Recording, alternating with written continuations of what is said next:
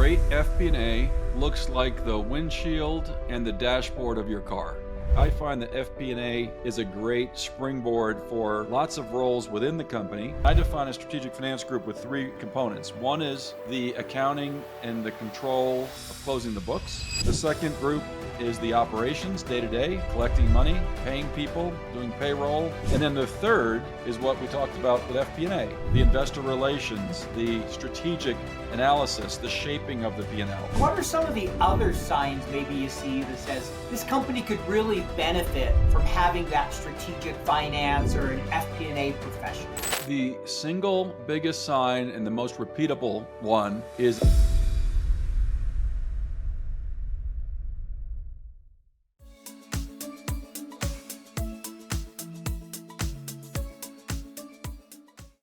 This week's title sponsor is Plan Buddies, the #1 planning community for planning professionals. Check it out at planbuddies.com and join me in the community today.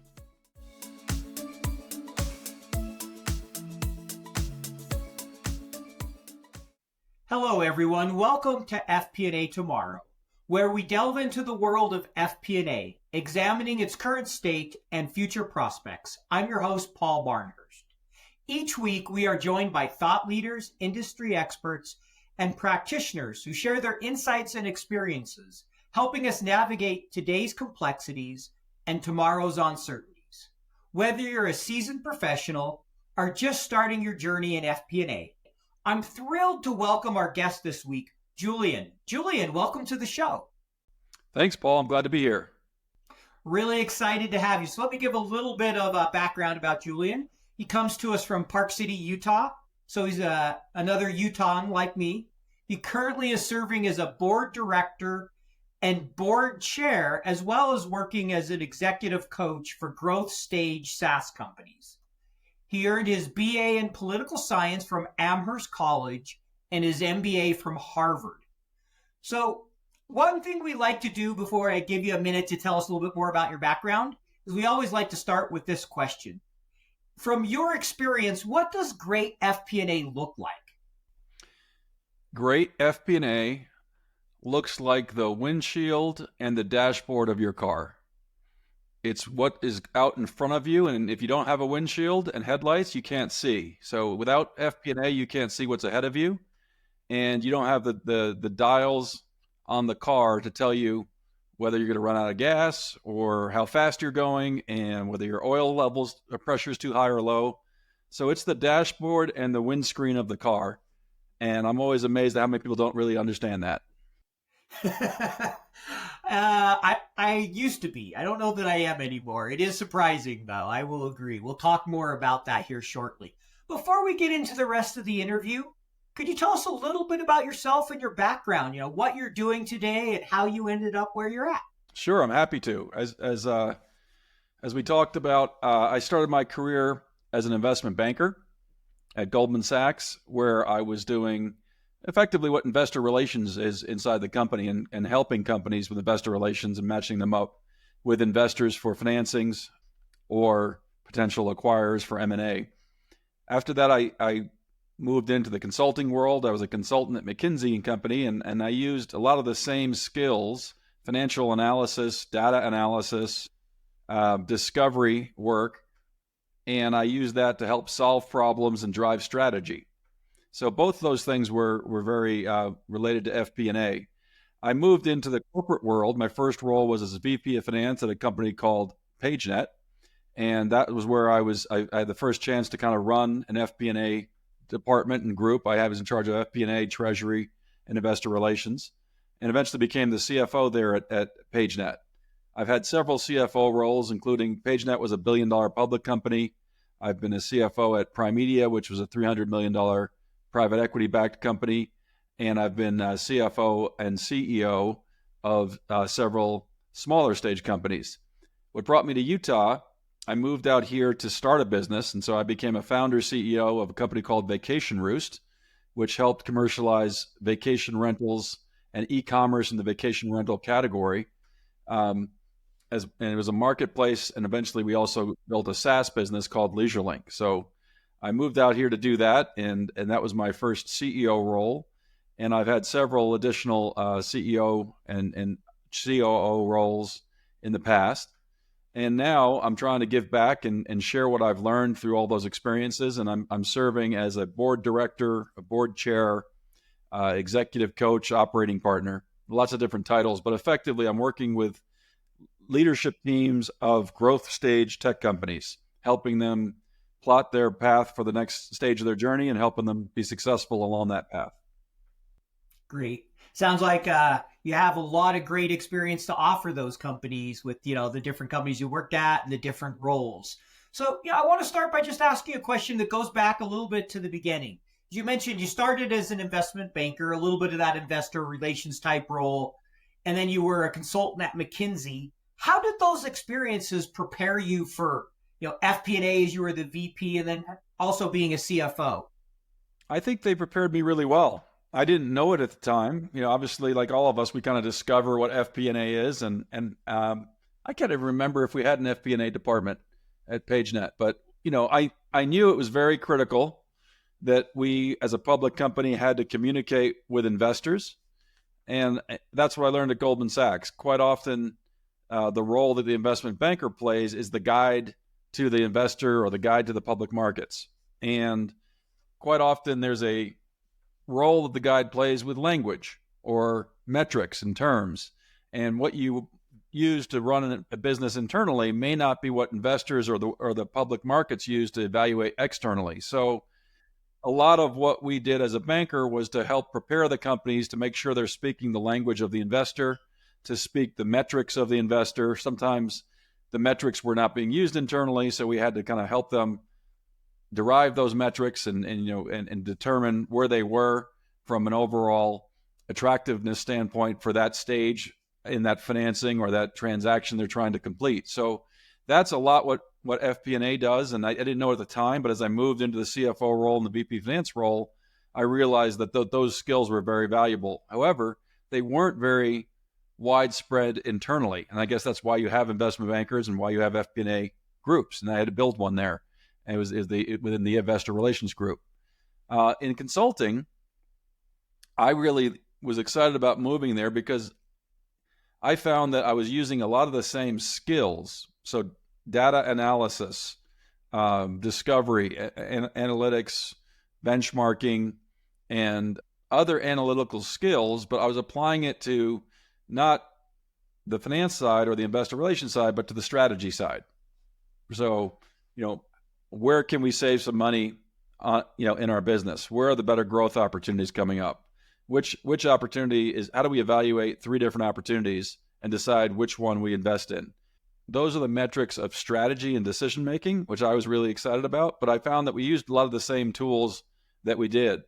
And the way I look at best practice FP&A is, yes, you have to be doing the forecasting and the investor relations reporting, but also you're doing problem solving.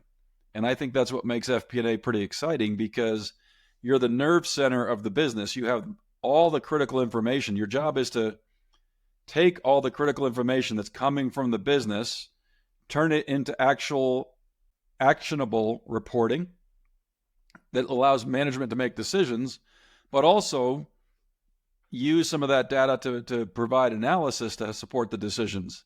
And so the analysis part and the problem solving part is just like the strategy consulting.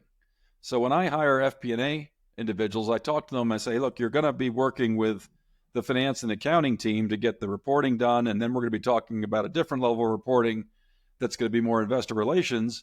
And then once we have that in hand, you're going to be part of our internal consulting group, because our job is not just to report or not just to forecast, but to actually steer the ship and help us make decisions. And so I find that FP&A is a great springboard for lots of roles within the company. And I start out by saying we're going to be kind of our own internal consultants, use our tools of the trade, which is analysis, spreadsheets, data capture, benchmarking, and other things, yep, so we can solve problems. I really appreciate that answer. And as you were saying all that, and you talked about how they need to help guide the business, I still remember I had a managing director who one day he said to me, he goes, Paul, you do more than just report the P&L. You help shape the P&L. And to me, that's what FP&A should help do, is help guide and shape where the company's going through that financial lens to make sure we're investing money wisely and that we're making smart decisions. Because sometimes, great people that don't have that financial lens to realize, oh, that's going to cost so much that we're not going to get a proper return on that. Or here's why that doesn't make sense. So being able to combine the strategy thinking and the financials is so critical for FP&A. Yeah, I couldn't agree more, and I like the way you said that, helping to define the financials going forward. Yeah, that's what I call strategy or strategic finance, and it's the core output of an FP&A group, I think. I agree. I think more and more you're seeing, FP&A being viewed as strategic, and sometimes people call it strategic finance. Sometimes they're separate, but there's just a lot of overlap in there. And to me, good FP&A understands operations, understands strategy in addition to the financials. It's not enough to just know the numbers, which leads to my next question I want to ask you. You've worked with a lot of small companies, right? Series A, B, C, where they're really trying to grow and scale. How do you help those companies see the value of FP&A, right? Going beyond just a controller or just the bookkeeping that, pretty much every company needs. Yeah, I think that's a great question, and it's one I see quite often. And a lot of the time, the strategic work I help with, particularly around finance, wrestles with this specific question, right? Because at the very early stages, FP&A is a bit of a luxury, right? So the finance department is not a luxury. It's broadly defined, money is the currency and the fuel of business. Our business is designed to bring money in, and it is organized to pay money out to its employees and its people. So the mechanics of handling the money, that is part of a broadly defined finance remit.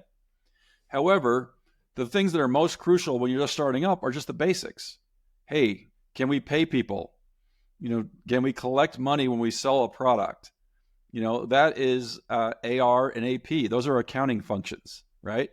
And what most companies grow up with through the startup journey is the minimum, the minimum spend that they can to handle those requirements.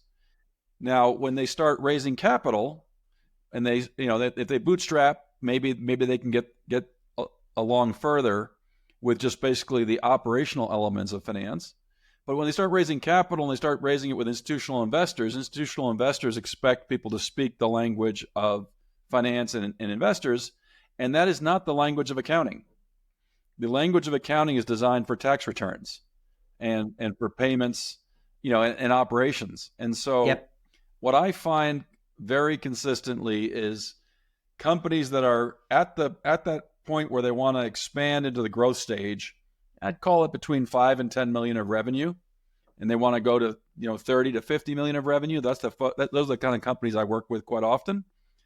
They are in that transition where they've got a good accounting group. They might call the accounting leader the CFO, but they really don't have a full strategic finance group. And I define a strategic finance group with three components. One is the accounting and the control of closing the books. The second group is the operations, day-to-day, collecting money, paying people, doing payroll, managing the operations of the business. And then the third is what we talked about with FP&A.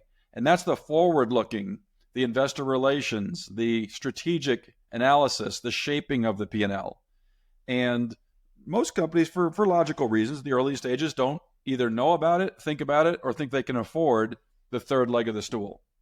So I spend a lot of time preparing companies for, hey, we're going to go raise a Series B. And I introduce them to the fact that, hey, maybe your business is ready, but your finance group may not be ready because you basically have only the first two boxes covered. You don't have the third box, which is FP&A. And that's what's going to become really important when you're raising a Series A or a Series B, or you're dealing with institutional investors on your board. You want to do M&A, et cetera. Makes a lot of sense. So, with that, what are the typical signs you see that tell you, hey, they really need FP&A beyond, obviously, the fundraising? Help with that is often a thing. kind of managing investors. But what are some of the other signs maybe you see that says this company could really benefit from having that strategic finance or an FP&A profession? The single biggest sign and the most repeatable one is if you see a QuickBooks printout, or if you see a QuickBooks P&L, or any natural P&L. And by natural, I mean we are accounting and reporting the progress of the business through natural accounts.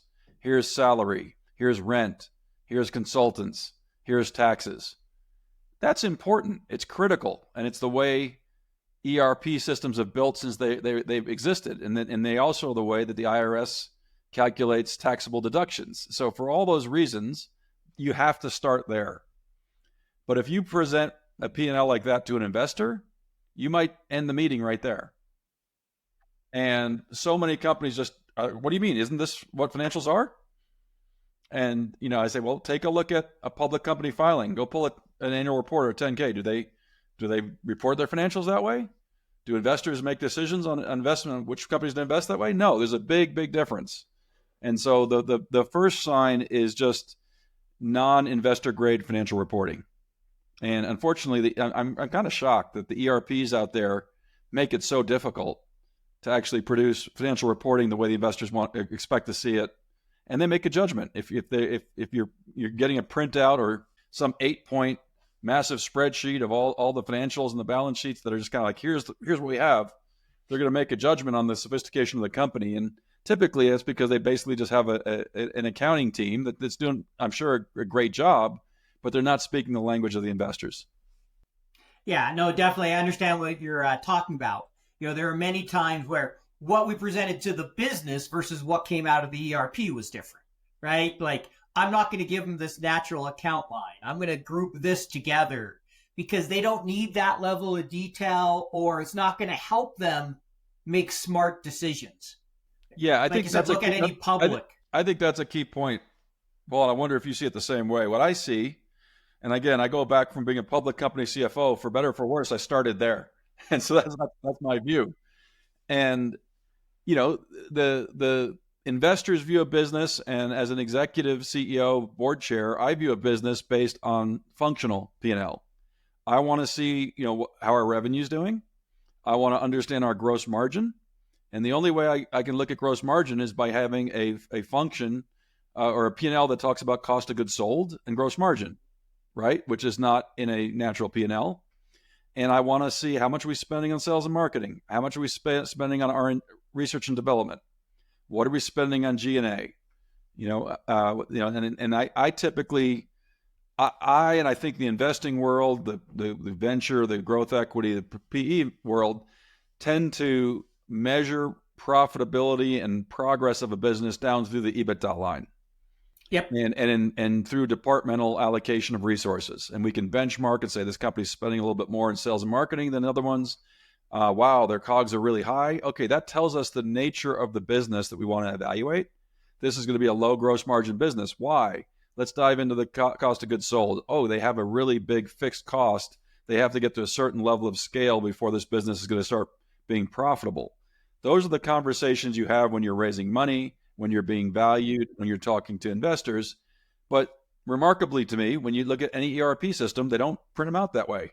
They print them out in the natural accounts. And so I think that if you don't have an FP&A group that has an investor relations lens, you're never going to even see that problem until an investor decides not to invest in you, or you've raised money. The next sign is the board of directors start saying, hey, whatever you were reporting in the past, that's not good enough anymore. We need a different set of reports. We want you to be looking at, not only reporting with a functional P&L, that's what I'll call what we just described, but we also want you to be looking forward and forecasting and doing a variance versus actual plan and a revised forecast. And some people call it a 6+6 or a 3+9. And they really want to see real-time forward-looking measurements of the business. And that's why I call that the windshield. If you're just printing out the QuickBooks, you basically are just, showing the engine or the trunk, but you're not looking at the front of the car. Hey there, it's your host, the FP&A guy, and today I'm thrilled to talk to you about Plan Buddies, where professionals meet excellence. This isn't just any community, it is a community ran by and for planning professionals. At Plan Buddies, we're all about fostering connections, sharing knowledge, and providing mentorship among FP&A experts. Ready to elevate your career? Visit plan-buddies.com and become a member today. And here's a special treat. Use the promo code the FP&A guy, that is the FP&A guy, for an exclusive 25% discount on your first year membership. Yeah, you really need to be able to be forward looking. And like you said, the 3.9, the 6.6, the 111, whatever it might be, however often you reforecast, having that ability to say things have changed. Here's where we think we're going to be now. So the board can track that and understand, okay, this company's on target, or there's an issue. I need to dig in more here, right? Having that ability to quickly see functionally, oh, why did R&D go up 10% as a percentage of revenue this year? That's an issue. I need to understand that. Versus, oh, salaries went up, and then you spend 20 minutes digging. Well, give me the list of people. Well, they're not by department. Well, what's their job title? Oh, so you hired these 3 people all in this. Okay, that's why salaries are up, right? That's a much longer You're trying to question figure that out in the discussion at a board meeting. It's over. You're done. Agree. Yeah, that's what I mean, right? That should all be done in the back end. That's the problem with the natural line, is that's what you have to do to figure it out. And that doesn't work when you're in front of an investor. It's like, okay, obviously they don't know their financials if that's what's happening. Right. So yeah, I totally think agree. That change right there. And you're the expert on systems. I would love to hear from you why the ERPs haven't evolved, but I'm always amazed. And almost every single company I work with, we have to go through this big exercise of restating the general ledger and tagging or creating way too long account numbers and using some sort of modified Dewey Decimal Systems to get them to move to departmental, or creating tags. And I'm like, why is this a project? Why are we doing this on spreadsheets? This is a basic function. I'm always surprised. Yeah, and I'll give some thoughts on that. I don't know the full answer, but I think right, 90% of companies as they're just starting are going to use QuickBooks or Xero, right? Those are probably what you see. Maybe Zoho. There could be a few others, but most of the time it's one of those two. And I think the people who are doing those are almost all bookkeepers that are using them. And, they're really designed for small businesses. So I don't think they've matured as much as some of the bigger ERPs. And generally, the other thing is I think a lot of times these companies think, okay, there's planning tools. And the planning tools will take that and kind of modify it to do those different looks. I think we're starting to see some change. I know there's a new tool out there, and I haven't seen how they've handled this, but they're using a lot of AI and really trying to kind of go to that next level. Is one called Puzzle. It's raised quite a bit of money. And so I think we'll start seeing a little bit more of that. But I agree with you. I think it's a missed opportunity to provide more of that, to make it easier to see it that way. We're definitely seeing tools fill that gap. I'm seeing more and more tools that try to take those data and make it easy to look at them different ways, right? But I agree they could do a better job. I also think some of it is how it's set up, because you can set up departments, you can do some things, but I think a lot of times it's set up by that bookkeeper that's thinking about from a tax lens. That's right. So I do think the tools they do have the functionality, even if it's not great. Unfortunately, I don't think by default it gets set up that way, almost never. Yeah, and that's when in the stage I'm talking about, that 5 to 50 million Series A through Series C, D, I often, you ask for signs. The sign is that they haven't changed the P&L, and then the next stage is, whether they have an FP&A department, and without an FP&A department, they don't have people that really help drive that transformation into investor relations reporting. And so maybe there's an opportunity with some tools. I think that in my experience, I'm curious to what you think, but a lot of times the planning tools are, for a later stage growth company, I'm not sure what the entry point is now, but most of the companies I talk to in that early stage A, B, C, aren't quite considering planning tools, probably because of expense. Have they gotten less expensive, and are they approachable now for earlier stage companies, or what's the size when you think a planning tool is appropriate? Yeah, and It's going to vary a lot on complexity, but I think as soon as you start getting a lot of departments, a lot of people collaborating in the process, you should at least start exploring a tool, right? Because that's when it becomes difficult. When integrating data, when you start using external links and you're stuck in Excel hell, which we've all been there during a plan where you're just like, oh, we didn't refresh that file, so the numbers are wrong that we gave to the board. It's like, oh crap, what do we do now? Well, we got to revise them. And so I definitely think there's more and more tools that are coming out designed at the early stage, and they're getting cheaper. I've seen ones from a few $100s, up to that. I'd say in the small range, anywhere from probably 10 to 20,000, and many of them are probably saying kind of Series B, because typically most of the tools want you to see that first FP&A hire, right? Well, that's why I wanted to compare notes with you. That's my view. I am typically advocating for that first FP&A hire somewhere around the Series B in the $8 to $10 million of revenue is kind of where I recommend it. And what we just talked about is when you don't have that here before, and the sequence I see is there's a discussion around why is this necessary, and sometimes it comes from the board, sometimes you have to prove it to the board. You get the FP&A hire, you unpack the GL, you redo it. So, it takes months sometimes to present a professional investor relations P&L. And then you start actually having, presentations that investors can respond to. And then that alchemy, hopefully the company's going to do well because you're now sharing information with everybody and people can make better decisions. So that starts working. And then I've always wondered, typically for me, it's been, I've seen those planning tools in the kind of 30 to 50 range, and that's more sometimes the smaller companies are paying for their ERP. So typically I would have guessed Series B, Series C at the 20 million plus before you start looking at those tools historically. Yeah, they've definitely come down. There's more and more coming after the small market. There's a number designed for fractional CFOs now, and you're seeing that price point changing. Historically, I would definitely say that 30 to 50 range was very common, and you probably wanted to be late Series B, Series C before you seriously considered something.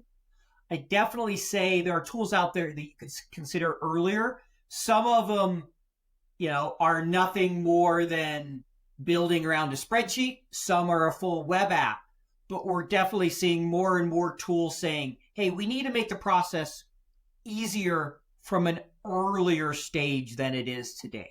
And, there's a balance. Some people have that belief of, hey, if I'm still small enough that I can do it in spreadsheets, why would I switch? And others are like, no, I want to get something going as soon as I can, right? All kinds of different opinions, but there's definitely more options out there today. One of those, like, they're mid-market, but they go down probably Series B is like Abacum, which is, sponsor here. They're one of them that's out there. But, I want to switch gears here a little bit.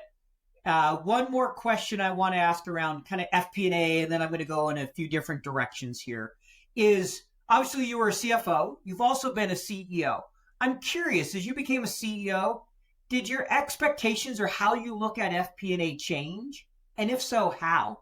It's interesting. I would say because I was a CFO and because I knew the difference between kind of a control and bookkeeping and FP&A, I probably invested more in my finance department than the average.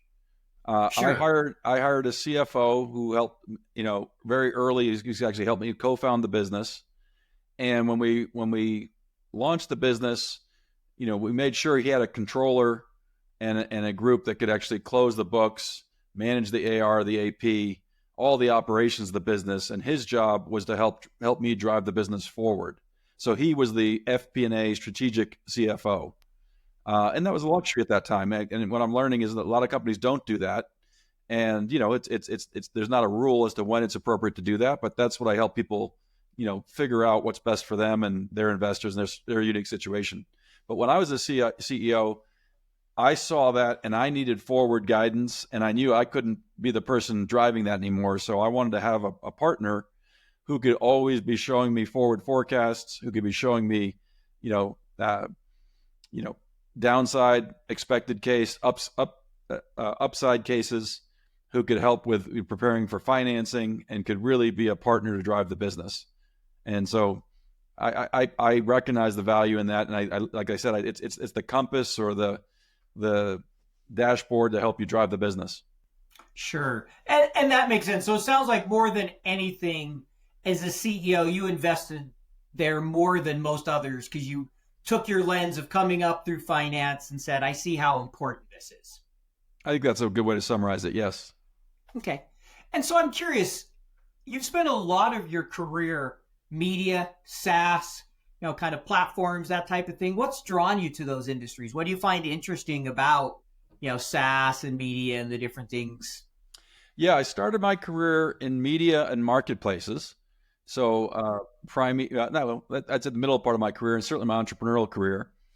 I was at a marketplace business at Prime Media.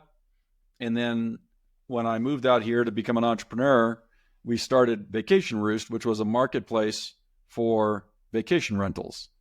And we had lots of success and lots of challenges. And one of the things that, to shorten that story, we were trying to compete with some of the largest companies in the world. We were right that the vacation rental space was a tremendous opportunity, and the Walmart for that category hadn't been built yet. And so we were super excited. We're going to dive in and try to do that. Now, in the benefit of hindsight, the Walmart became Airbnb and HomeAway, and we were trying to compete with them. And what I learned was, there was going to become an Airbnb and a HomeAway, but marketplaces are winner take most businesses. So instead of like an environment where the top 10 players in that space all would do pretty well, really only the top couple players survived. And so I was part of an industry that was evolving, and I was involved in helping to commercialize the industry. But I learned that, that marketplaces are winner take most businesses. And after investing 6-7 years building maybe we were the 10th or the 15th marketplace in the space, that the economics were really, really hard. That was our business, Vacation Roost. So we built what I thought was a great business, and we did some great innovation, but we weren't a winner. And, in retrospect, why would we expect to be a winner? I think we had $20 million of capital against, numbers in the billions for those winners. Right. So that was a real lesson for me. And, but we didn't just stop. We said, all right, what are we going to do? How are we going to make this business better? And because we were in the space and we knew the technology, the dynamics, the economics, and the players of the business of vacation rentals, we could look at the marketplace and do a market map and say, okay, what assets do we have that could be helpful in what's happening? And so we went from being a marketplace competing with HomeAway and Airbnb and Expedia to actually saying, what if we actually, instead of competed, we joined them and we became a facilitating piece of technology to help the people on the other side of the marketplace who we had really good relationships with. So that where we shined, where we understood the needs and the technical capabilities of the vacation rental suppliers. That's the property manager. And we, about 6-7 years into our journey, we said, why don't we start helping them? Of course, we'll put them on our site, but our site's number 12 or whatever. But let's make sure we get them onto the number 1, 2, and 3 sites, because that's where 80% of the traffic's going. And that became the business we called LeisureLink. And that was a channel management platform, and that was a SaaS business. And I was just blown away between the difference. So we were running 2 businesses at that point. We had the marketplace business and we had the SaaS business. And I'll just estimate because I can't remember the details, but the dynamic with the marketplace business was we had to get up to, I'm going to just say $150 million of annual revenue through the system to make it work, because it was such a low margin business. And at the end of the day, only a few businesses got that big. We were, we got to be pretty big. I think we got up to 80 million, which we thought was pretty good, but it wasn't big enough. Right. And so in the marketplace, it's winner take all. It's all about scale. It's very low margin, and you better be capitalized with an unfair advantage to win. But then we started up the SaaS business, and we were making money even at low margins, not low margins, at low volumes. And we had a fixed margin, and that became a very attractive business because we were creating value for that individual customer that had a very good ROI for them. And that allowed us to, keep that customer, and it was recurring, of course. And so I fell in love with the SaaS model because of the incremental economics. You build a product, you help one customer, and you should be able to build a revenue stream that's creating value for them. And, at least from a gross margin standpoint, should be creating a nice gross margin stream for the provider. And so LeisureLink was a SaaS business, and that was probably the best business of the experience. That was the one that created the most value and was the most profitable and most exciting. FP&A guy here, and I want you to join me this October in New York City. There's going to be the Finance and Accounting Technology Expo. Connect, explore, expand. This is going to be all about technology for the Office of Finance. This is an event you do not want to miss. Be there with me in New York City and listen to industry experts share their thoughts about technology and finance and see the latest tools out there that can make your lives easier. This event is from October 28th to October 30th. If you want to go ahead and register for this event, go to strategiccfo360.com/fate. That's strategiccfo360.com/fate. Use the code ASY469. That is ASY469 to register for free. If you do that in the next few weeks, you'll be able to join me in New York at no cost. See you there.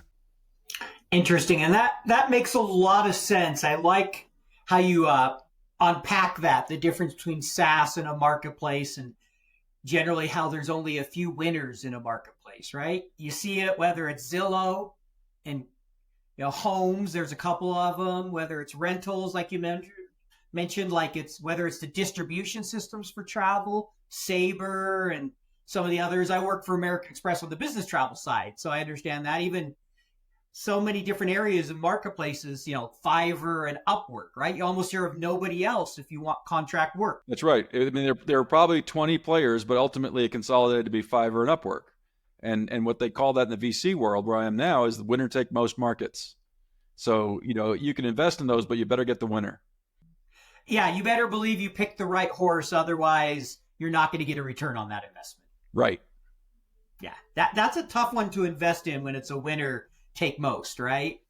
Or winner take all. Yeah, you have to identify a clear competitive advantage, and as the investor, that might be your capital. Like it might be like we can't play for fourth place.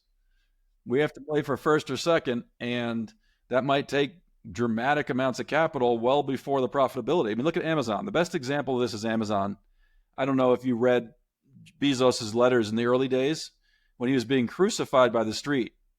He was there with a vision saying that what matters are two things. It matters our price competitiveness and our depth of inventory and volume and variety of shoppers for the customer. We have to win those two things. Profits will come later. And he went public, and the street was killing him, saying, "This is crazy. You're flushing all this money down the toilet." And all those smart analysts, investor relations people, now are looking at one of the most valuable companies that, the world's ever seen. But it couldn't have been easy for him to keep driving there and driving those losses by saying, "I'm going to invest in our technology. I'm going to invest in these warehouses. I'm going to invest in all these things that will let us be that winner take most," which of course Amazon is. And now everyone's like, "Oh, this is a great business. I'm sure I would have seen it really early." Well, there was a lot of controversy in that stock and in the analyst coverage of it early days. But if you read his letters, he was talking about this. He's like, this is the competitive advantage we have to have. We have to turn it into an unfair advantage. And who could compete with Amazon right now? It's totally unfair. Yeah, well said. I mean, I think that is the poster boy example right there. But as you were saying that, I couldn't help but think of Carta and how they've kind of got most of that cap table business. But I don't know if you know Jaron Paul. He's in the tech scene here locally. Yes. He started a company called Spiff. So he started CapShare. Yeah. And he bootstrapped it all the way through. And he tells the lesson he learned from that, sometimes you need to raise capital to be competitive. He wishes he would have invested more because it was kind of one of those where, yeah, he ended up selling and he did fine. But Carta did much bigger because they had the capital to scale much faster. And they're the dominant player now in the market. So when he started Spiff, he said, "I'm going to raise capital and grow," because he realized the benefit of that when you need to really be established and not just be an also run, so to speak. Yeah, I that's a great example, right? So Carta became the leader, but there are other players out there, right? But that is a bit of a marketplace business, and it has network effects. And once you're in there, it's really hard to break in. And so, yeah, I think that the point we're circling around is that you have to have an unfair competitive advantage, and quite often it's the amount of funding you have, right? And so that's, there's probably not a lot of bootstrapped marketplace winners, at least in technology, but you could find plenty of bootstrapped SaaS winners because of the dynamic I described, right? If you build a good product, you're capital efficient, you deliver strong ROI in the value prop, you should create a profits, a gross margin stream that's attractive from every customer. If you keep your customers and grow your customers, it doesn't mean that there's not advantages in growing faster in SaaS. There certainly are. And when I spent my time out on the West Coast with Bessemer Venture Partners, I saw that. They were investing in the absolute best SaaS companies with unfair competitive advantages, and then they would come over the top and say, well, we're going to adequately capitalize this business in a way that's going to give us another competitive advantage because we're going to win. And so there's absolutely that similar dynamic in every SaaS specific market, and capital can play a very critical part in being one of those unfair advantages. But it's not the business model. The business model allows for bootstrap companies to make it in SaaS, and we see in some great examples as you described. And there's also room for multiple players in SaaS businesses, because if you're providing a product or an application and it's working fine, people aren't going to just say, well, I need to go to the other marketplace because there are more choices. Like, most people want to buy SaaS and set it and forget it and get the return. Yeah. I mean, all you have to look at is the FP&A tool space. My spreadsheet is over 150 tools. Yeah. Those are all pretty much SaaS now. Yeah, 95% they're all providing value if they're surviving and, doing, some are doing better than others, but it's not like there's a winner take most, right? Yep. So I want to ask you one more question before we move into what I'll call our rapid fire section, where we have a couple of fun questions that we ask everybody. So in 2008, right, you were the CEO of Vacation Roost. I know travel, that was a brutal time. Yes. Because I joined American Express Business Travel at the end of 2008. I graduated, and it took me 6 months to find a job from grad school. And amazingly enough, I got into business travel in December of 2008, which I consider myself very fortunate to get that job. And, I know it turned upside down, the economics. And in 2020, you wrote an article on Medium titled Leading Through Challenging Times, where you walk through that experience and how you really changed the way you thought about a lot of things and how you led the company and some of the learnings that came out of that. Can you talk about that experience? Maybe share some of the key learnings of going through such a turbulent time in an industry that was really, turned on its head. Yeah, that was a very challenging time. That was around the time that Lehman failed, right? And I remember we were at a board meeting. Yes. And all of a sudden, everyone's phone started buzzing, and I don't know if they had anyone at a beeper, but it was like a movie where everyone's beeper went off, right? It was just like, what happened, right? And our business, which was an early stage marketplace business in travel, a luxury good, and we were below minimum efficient scale. So we were racing, saying, okay, we just got to grow over this high, and we can, we didn't know it was going to be 150 benchmark at that point. We thought 50 million to get to profitability. Economics were better, so there may have been truth to that.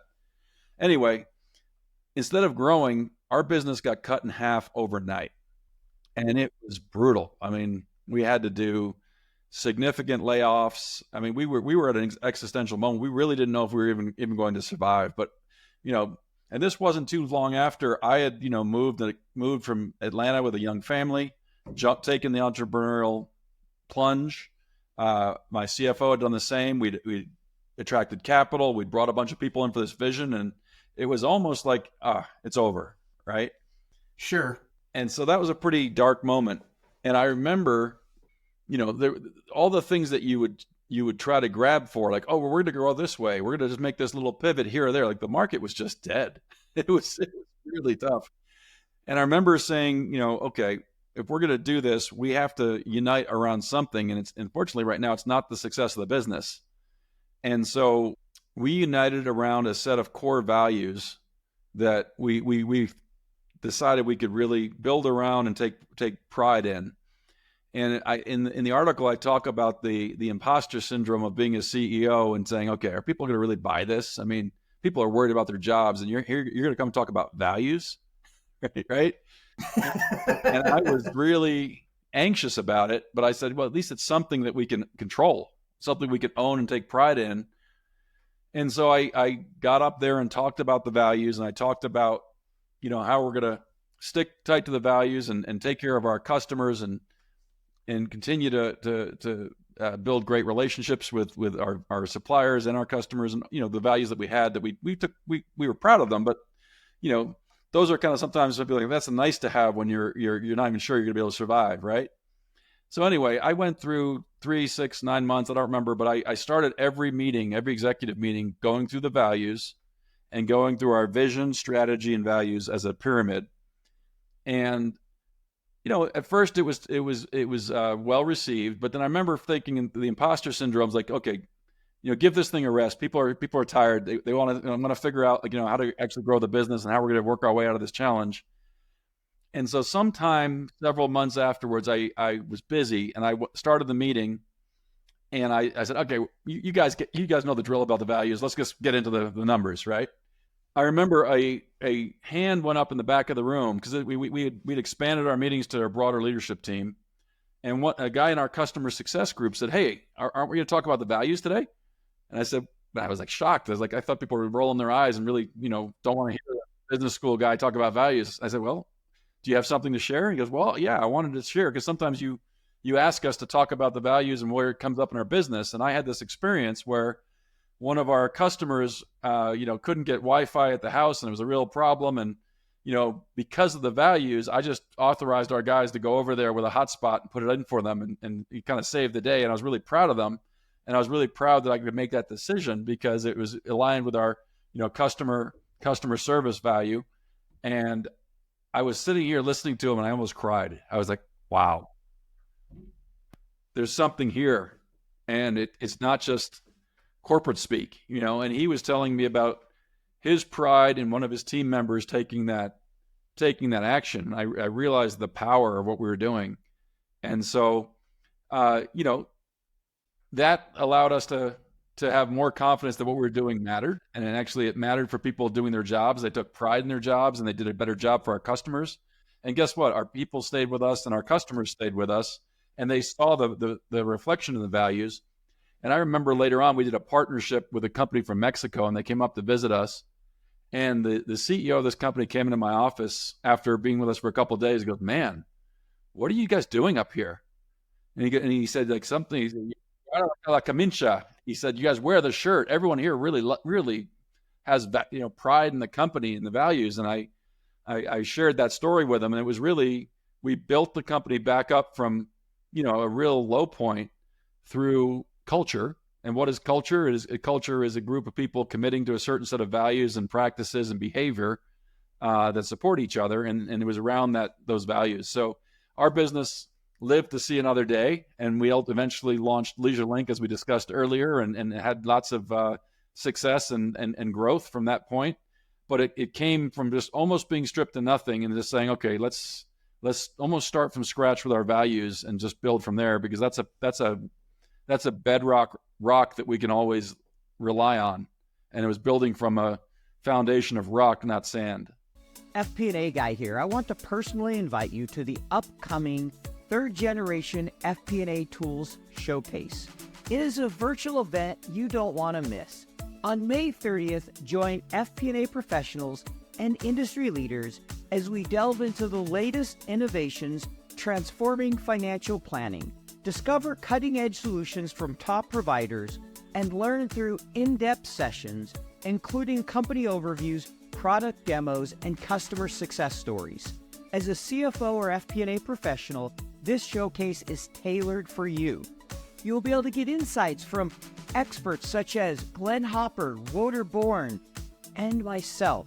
Spaces are limited, so go on over to my LinkedIn page and learn more in the featured section, or check out the show notes for the link to register for this event. You will not want to miss the third generation FP&A tools showcase. See you there. Thank you for sharing that story. I appreciate particularly you sharing the personal moment, right? Where you're almost crying like, oh, wow, this is working. Where at first you're kind of like, is anyone buying this? I'm just sharing this organizational behavior, MBA, values matter crap, as a lot of people call it. Right. And realizing it's a lot more than that when it's done in the right way. 100%. That was the real lesson. That's great. Thank you for sharing that. So here's the ground rules for rapid fire. You get no more than 10 to 15 seconds kind of for each of these questions. And then at the end, if you want to elaborate on one, you can. And I'm going to start here with this first one. What is the number one technical skill that you believe FP&A professionals should master? Spreadsheet ninja. I like it. What is the number one soft or human skill that they should master? Telling stories through charts. Telling stories, like visually telling stories. Yeah, Love that. Visuals and charts, not this 9-point spreadsheet we talked about earlier. Yes, not a ton of numbers, but actually visually being able to tell it. Agreed. Are you currently using generative AI? I am. I'd love to use it more, but in my coaching and board roles where I'm working with companies, I've got an AI note taker, and then I consult with the note taker afterwards and review the notes, and she does a great job of compiling them and organizing them. And I aspire to maybe consolidate those notes into maybe a model that could help me, do my job trying to advise the companies and help guide them as best as I can. Great. Thank you for sharing that. Next one, you mentioned Spreadsheet Ninja. What's your least favorite thing about spreadsheets? I like clean, organized spreadsheets. I don't mind how large they are. When a spreadsheet starts looking like the scratch paper that kind of shows the evolution of a problem solving and it hasn't been cleaned up and it hasn't been put back in a hidden sheet, then I can't help but I make judgments about the author and say, guys, this isn't what we need. You can have thousands of pages of scrap paper, but don't show it to me. Yeah, as I heard one person put it, even if you're right throughout the entire model, as soon as you start doing this all over the place and moving around and go to this sheet, you lose somebody. Nobody wants to see the engine to know a car works. They just want to press the button and get where they're going. Spreadsheets should be a lot like that. They want to understand the key assumptions, the outputs. They don't need to know about the sausage making. They want to have confidence that you did the sausage making right. Exactly. That's well put. So, yeah, I picked that up from somebody who shared that example, and it's always stuck with me. So this next section is our get to know you section. So I have a couple questions here for you. They're a little more on the personal front. Okay. Tell me about a favorite hobby or passion. Well, I'm a football coach. I'm part of the coaching staff of the Park City Miners here at the high school in Park City, and that's been an incredible opportunity to spend time with my two boys who are junior and senior, but also more importantly, the broader community. We have over 100 kids in the program. I get to know all of them as players, and be the privilege to be their coach and to help them develop as young men and represent the community. So that's been a really fun thing, and it takes up a lot of my time from July through November. I'm sure it does. I know football is a fun event, great way for boys to learn, and that's wonderful. You can do it with your kids. I'm sure that's something they'll always remember. So what is one book you would recommend to our audience that they read? You know what? The book that's not going to be anything to do with FP&A, but I really enjoyed it. I picked it up at the airport the other day. It's Dave Grohl's biography. It's called The Storyteller. Okay. And it talks about, someone that I certainly admire and who basically just took his own path and followed what he loved and didn't do any of the traditional, I'm going to learn how to play an instrument, the right way and take a lesson or go to school. He just basically followed his heart. And of course, he's, an incredibly successful musician today and someone I'm a big fan of. And I enjoyed learning about his story through the book, The Storyteller. All right, great. So we'll stick that one in the show notes. What's your favorite travel destination? Where are you going if you can go anywhere? I'm going to give you two. My favorite places are Maui and Hawaii, and I so devastated with the wildfires last year. I'm looking forward to going back and hopefully it'll help some of the people there. And my last name is Castelli. I'm an Italian, and I'm taking my family to Italy this summer, and that is absolutely one of my favorite destinations. I studied abroad there in Florence when I was in college, and I'm super excited about sharing some of that culture and the great food and sights and everything else with my family this summer. Sounds like that will be a lot of fun. So last get to know you question, and then we'll wrap up here. If you could have dinner with one person in the world alive, who are you going to dinner with? I'd probably choose Warren Buffett. I think he is the sage of Omaha.